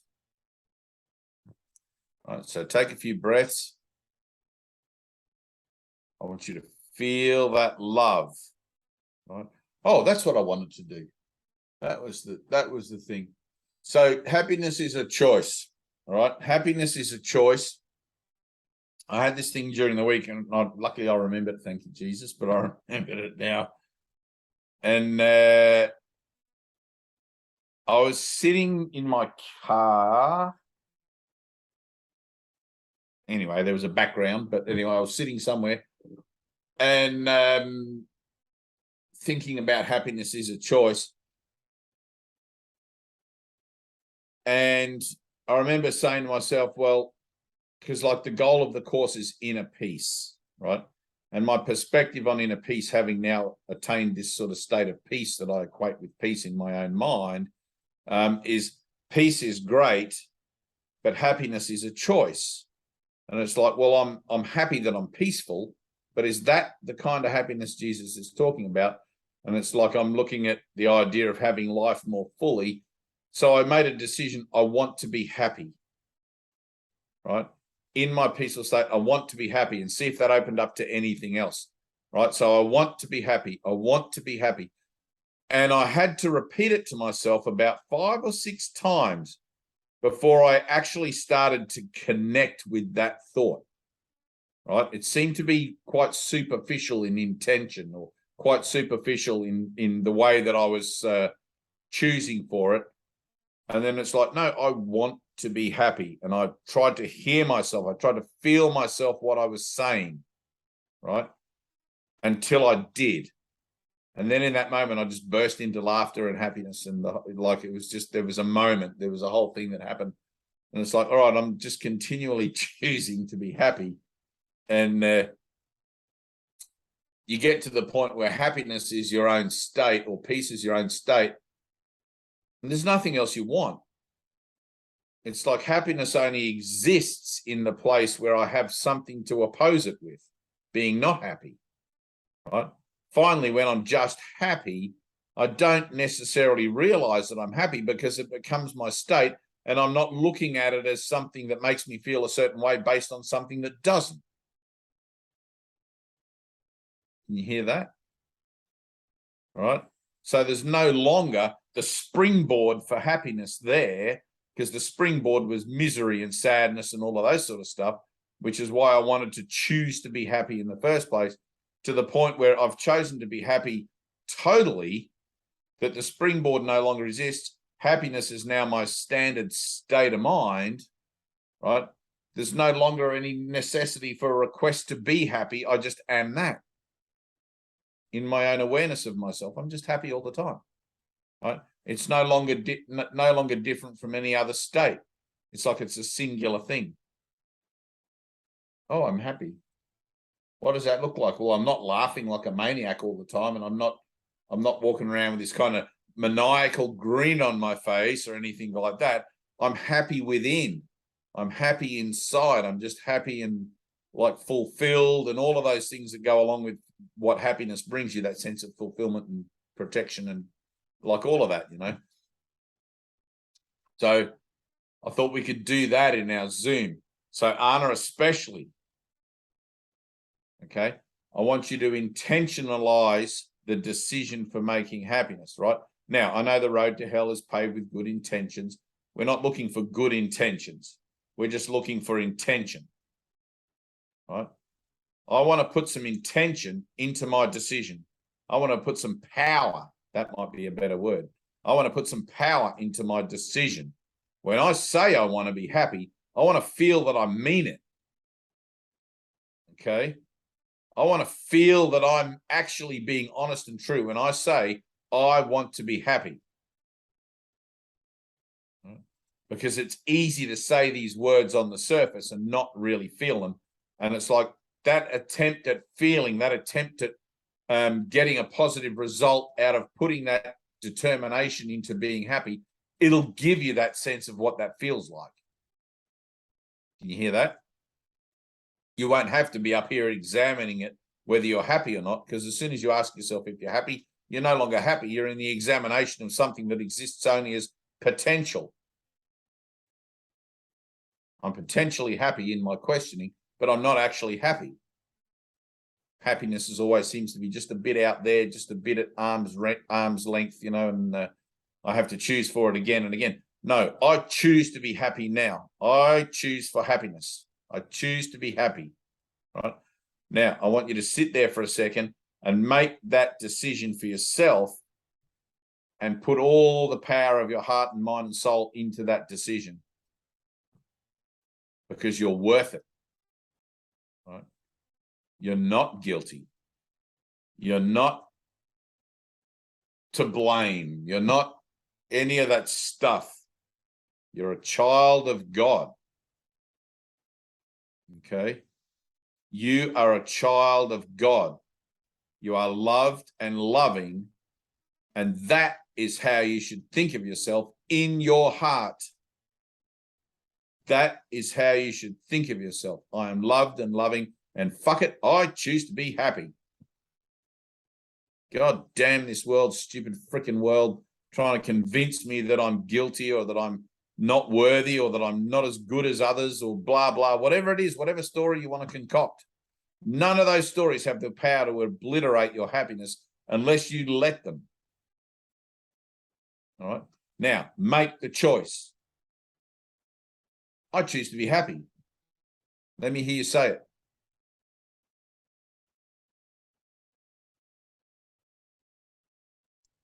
Right. Speak it out. I choose to be happy.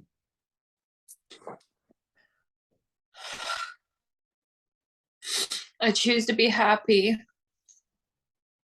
Right. Again.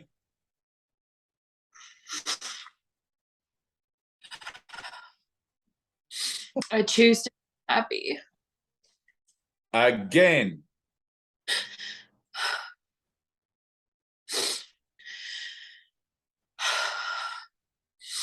I choose to be happy. Now get out of your head and say it again. I choose to be happy. Keep going. You got to hear yourself say it. I choose to be happy. And I choose to be again. happy. I choose to be happy. You heard it. How many times was that? That was like 5 times until you heard it, right? In the moment you connect with saying it and feeling it, heart and mind come together and boom, shanka, there you go. All right. That's exactly what I was talking about in our attempts at listening before. You're saying you want to listen, but you're not actually listening. And sometimes you got to hold yourself to account. Right? Now, you just saw a perfect example of it right there. Yeah. Right? It's one thing to say the words, but it's another entirely to mean them. Thank you. No, thank you. Thank you, Father. Now, watch out. Here's the sneaky back door for that. Okay, the sneaky back door for that is your ego, right, or residual ego, let's say, is going to try to sneak around back in another way to convince you of the same things that keep you on that superficial level that you had before, but in a way where you don't recognize it. Okay, so what's going to happen is you're going to have reasons in your mind that you think are valid for not being happy, right? You're going to keep those reasons fairly well obscured and hidden, right? Just so that not being happy can become your demeanor, can become the way you are, right? And you're going to be walking along one day going, I'm not happy, and I don't even remember why the hell I'm not even happy. I don't even remember what the reasons are, but those reasons are lodged away back here somewhere. I think I'm guilty. I think I'm unworthy. I think whatever, all that bullshit, right? Your ego is going to go back there now into the modeling department and try to remodel those thoughts so that they come up in a different way. Okay. And it'll present you with those things in a different way in your life. You'll have people showing up, right? Because we haven't done the forgiveness. You'll have people showing up to present you with an idea of yourself that is not true. Okay. The only one true idea you can hold of yourself that is true is that you are loved and loving, right? Now, I want you to become vigilant for any thought presented by anyone, including your own consciousness, that denies that. Okay. You'll be at a restaurant and you'll say something and someone will call you a bitch or whatever, or you'll be whatever. It doesn't matter what it is. It doesn't matter how much reaction you have to it. It's always going to be reflective of some idea you hold about yourself in your own mind, because finger on the nose. Okay. And you'll be like, well, that was a new one. No one's called me that before. Or, you know, I get ones all the time. I have somebody wrote to me the other day. So, you know, those on Facebook, I know, right? Incredible. On Facebook, they have those little avatar people that you can make an avatar for your Facebook account. And it goes, choose your avatar, right? This is for my work account. And it goes, what skin complexion do you want, right? So you can create the person. I don't know if you guys have one, but you can think. And I thought, I'm going to be the blackest skinned person I can be. Because like it's an avatar, you can be whoever you want, right? So there was from really dark, like dark African kind of skin tone to like Nordic white fucking, and then yellow and every kind of range of skin color in between. So I thought, I'm going to be, I'm going to be this thing. And then what hair do you want? And I chose blonde, long blonde hair, but in dreadlocks. So I'm like a blonde Rastafarian, whatever. And I'm wearing a beanie, of course, in my thing, and body shape. And I made myself as fat as I possibly could, right? So I was a fat, happy Rastafarian dude. That was my avatar, because that's how I was feeling. I was in that frame of mind where I was like, yeah, man, you know, all good, just like fucking whatever. Anyway, so I put my avatar up on the thing, and not thinking anything of it. And some guy sent me a snapshot of my avatar with the word idiot written across it, like that.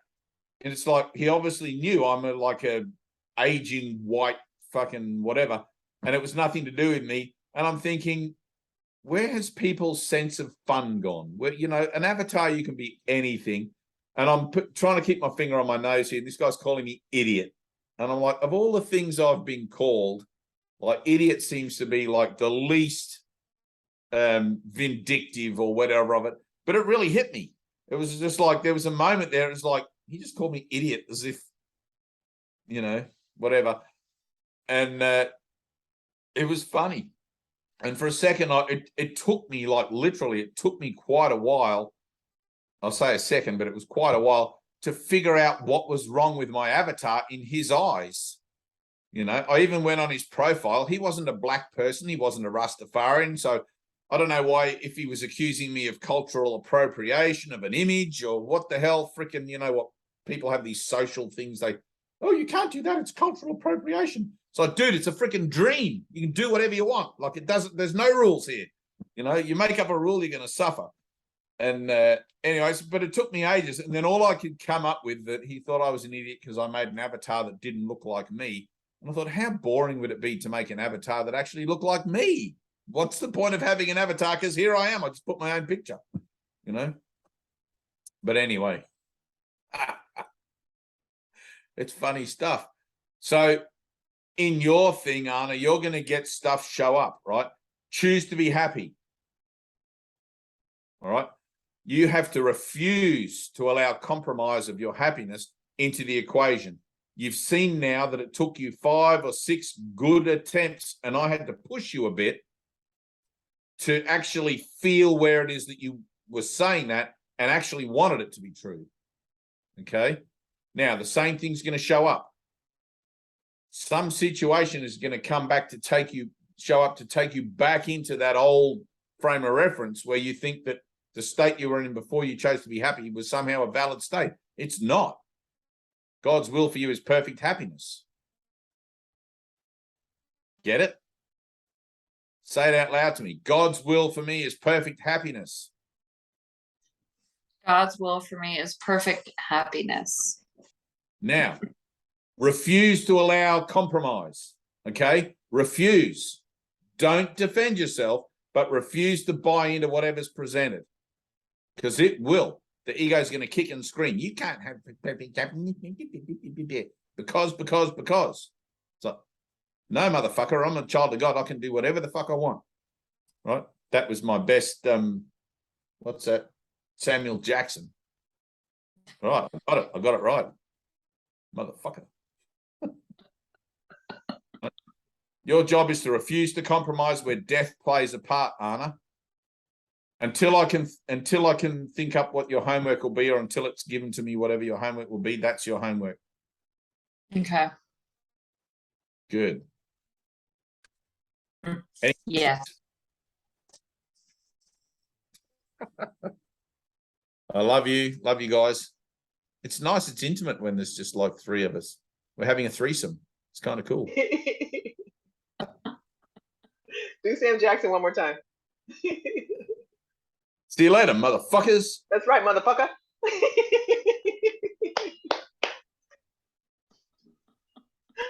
Oh, Anna. I'll see you soon, All right. motherfucker. Motherfucker. Bye. Love you.